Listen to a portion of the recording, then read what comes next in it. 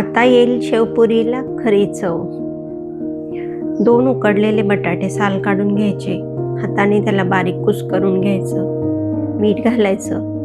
मीठ बटाट्यामध्ये अगोदरच घातल्यामुळे शेवपुरी खाताना बटाटा लागतो तेव्हा तो अळणी किंवा बेचव वाटत नाही.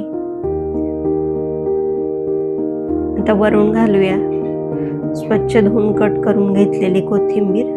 थोडंसं मिक्स करून घ्यायचं.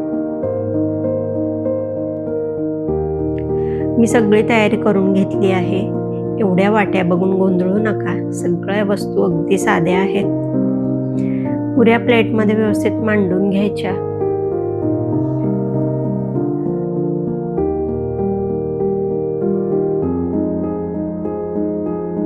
आता कुस्करलेला बटाटा हलक्या हाताने दाब देऊन पुऱ्यांवरती ठेवायचा. पुरी तुटेल इतका दाब देऊ नका.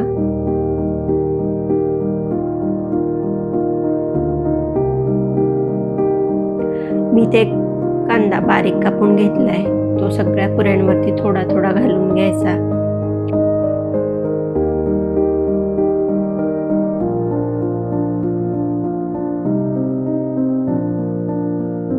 एक टोमॅटो बारीक कापून घेतलाय.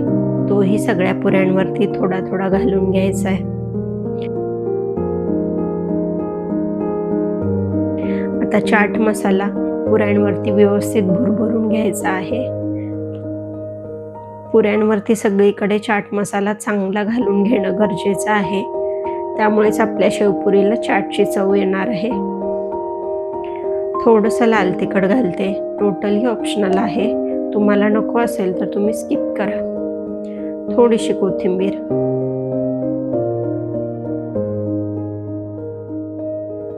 आता घालूया चाटची हिरवी चटणी. ही चटणी झणझणीत असते म्हणून सांभाळून घाला.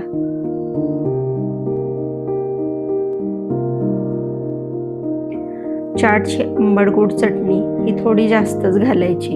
हिरव्या चटणीच्या जवळपास दुप्पटच घाला. आता घालूया बारीक शेव. ही मात्र सढळ हातानेच भरपूर घालायची. शेवपुरी आहे. शेवेशिवाय मज्जाच येणार नाही, हो ना.